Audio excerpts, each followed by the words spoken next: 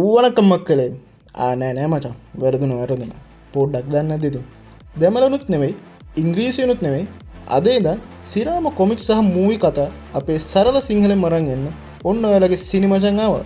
ඉතින් කොහොමද මචන්ලා හැමෝම සනිපෙන් ඉන්නව නේද?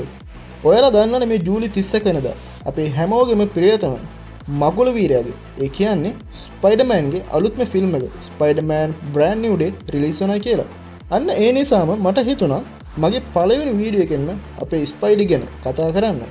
හැබැයි හැමෝම දන්න කතාව නෙවෙයි මචං. අද අපි කතා කරන්නේ චිත්‍රපටවල ඔය කවදාවත් දැක්පු නැති හැබැයි කොමික් පොත් කියවන අය විතරක් දන්න ස්පයිඩර්මෑන්ගේ සැබෑ ඔරිජින් එක, එයාගේ රහස් බලයන්, එයාගේ වීක්නස් මොනවද කියලා.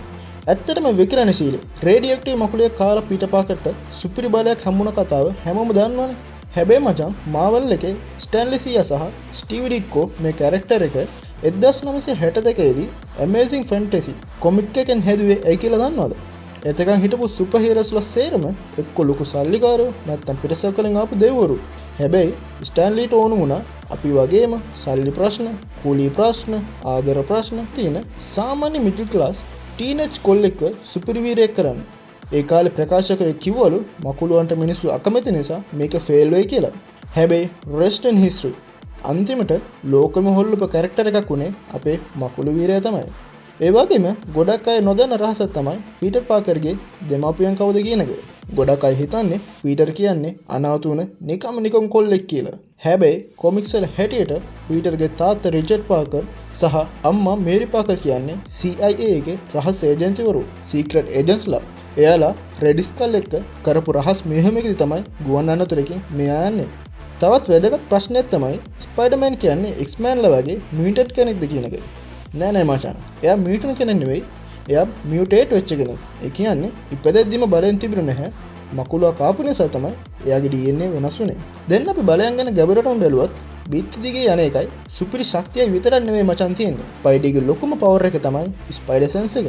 මේක නිකන් ජීවිතේට හම්බුණු පට්ට ජීට් කෝඩ් එකක් වගේ. අනතුරක් වෙන්න තප්පර ගන්නට කලින් එයාගේ මොලේට සිග්නල් එකක් යනවා. පිටිපස්සේ කවුරු හරි ගලකින් ගහුවොත් අපේ ස්පයිඩර්ට ඒක කලින්ම දෙන්නවා. හැබැයි මේකෙන් අනතුර එන දිශාව විතර නෙවෙයි. අනතුර තියෙන බරපතලකම පවා පීටර්ට තේරුම් ගන්න පුළුවන්. තව පාට්ටම් පවර් එකක් තමයි එයාගේ ඇඟේ තියෙන සුපර් හියුමන් ඉක්විලිබ්‍රියම්. හේවත් අදහගත නොහැකි සමබරතාවය. ඕනෑම අමාරු කෝණයකදී වුණත් සටනක් මැද වුණත් තමන්ගේ ඇඟේ බර සහ සමබරතාවය 100%ක්ම පාලනය කරන්න පීටර්ට පුළුවන්. ඒ වගේම බිත්ති දිගේ යන්න පුළුවන් වෙලා තියෙන්නේ එයාගේ ඇඟේ තියෙන ස්ථිතික විද්‍යුතිය පාලනය කරලා ඕනෑම මතු පිට තදින් ආකර්ෂණය කරගන්න පුළුවන් නිසා. ඒක නිසා තමයි එයාට ඇඳුම් සපත්තු වැදගෙන හිටියත් ඕනෑම බිත්තියක තදින් ඇල්ලිලා ඉන්න පුළුවන් වෙන්නේ. මේ සේරකම වඩා පීටර් පාගේ තියෙන ලොකුම පවර් එක තමයි මචං එයාගේ බුද්ධිය. ජීනියස් ලෙවල් ඉන්ටෙලෙක්ට් එක. එයාගේ IQ එක මාරම ඉහළයි. ටෝනි ස්ටාක්, බෲස් බැනර් වගේ ලෝකේ ඉන්න සුපිරිම විද්‍යාඥයෝ පවා පීටර්ගේ මේ බුද්ධිය අගය කරලා තියෙනවා. එයා තනියම තමයි එයාගේ වෙබ් ෂූටර් එක සහ ඒකට ඕන කරන වෙබ් ෆ්ලුයිඩ් එක ලැබ් එකේ හැදුවේ. මේ දැල් වානේ වලට වඩා ශක්තිමත් උනත් පැයකින් විතර ඔටෝමැටිකලි දිය වෙලා වාෂ්ප වෙලා යනවා. ඒ කියන්නේ පීටර්ට පරිසර දූෂණය ගැන ලොකු කැක්කමක් තියෙනවා මචං.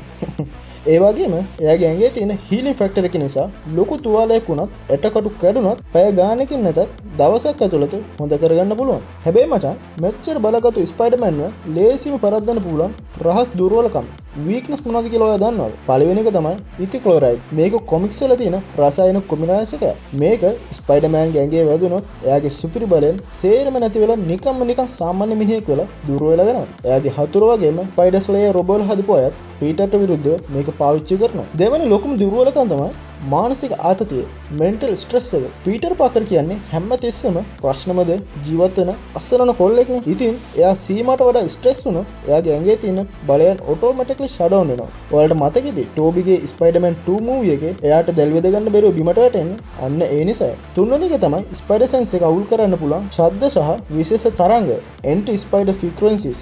උදාහරණයක් විදිහට වෙනම වගේ හතුරෝ ළඟට එද්දි ස්පයිඩර් සෙන්ස් එක වැඩ කරන්නේ නැහැ. මොකද සිම්බියොට් ඒක කලින්ම පීටර්ගේ ඇඟේ හිටපු නිසා පීටර්ගේ ඇඟ ඒකට හුරු වෙලා තියෙන්නේ. ඒ වගේම මිස්ටීරියෝ වගේ හතුරෝ විශේෂ ගෑස් වර්ග පාවිච්චි කරලා පීටර්ගේ මේ මකුළු ඉන්ද්‍රිය සම්පූර්ණයෙන්ම අක්‍රිය කරනවා. තව එකක් මචං, පීටර්ගේ තියෙන ලොකුම දුර්වලකම තමයි මචං එයාගේ තියෙන කරුණාවන්තකම. එයා කිසිම හතුරෙක්ව මරන්න කැමති නැහැ. ඒක නිසාම හතුරෝ එයාගේ මේ ගතුගෙනින් ප්‍රයෝජන ගන්නවා. කොමික්ස් වල එක තැනක ස්පයිඩර්මෑන්ගේ සූට් එක නැති වෙලා එයාට ෆැන්ටස්ටික් ෆෝර් කණ්ඩායමෙන් ලාභ සූට් එකක් ඉල්ල ගන්න වෙනවා. ඒකේ මුහුණ වහන්න මාස්ක් එකක් නැති නිසා එයා පාවිච්චි කරන්නේ කඩදාසි බෑග් එකක්. ඒ තරම් අසරණ වුණ අවස්ථා කොමික්ස් වල තියෙනවා. ඉතින් මචං මේ ප්‍රශ්න, දුර්වලකම්, සල්ලි නැතිකම් සේරම අස්සේ වුණත් තමන්ගේ ජීවිතේ පරදොර දීලා නගරේ බේරගන්න අපේ වීරයා හැමදාම සටන් කරනවා. with great power comes great responsibility කියන්නේ. ඉතින් ජූලි 31 එන brand new day බලන්න ඔයාලත් ලෑස්තිද? ඒ වගේම ඔයාලා වඩාත් කැමති මොන ස්පයිඩර්මෑන්ටද? ටෝබිද, ඇන්ඩ්‍රුද, නැත්නම් ටොම් හොලන්ද? පළවෙනි කමෙන්ට් එකක් දාන්න යන්න. මේ වගේ තවත් පට්ට කොමික්ස් සහ මූවි බ්‍රේක්ඩවුන්ස් දෙකටම බලන්න ඔයාලා සිනිමචන් channel එකට දැන්ම subscribe කරලා තියාගන්න. අර සීනුවත් ඔබලා තියාගන්න. තවත් සුපිරි වීඩියෝ එකකින් ළඟදිම සෙට් වෙමු. මම ඔයාලගේ සිනිමචන්. ජය වේවා.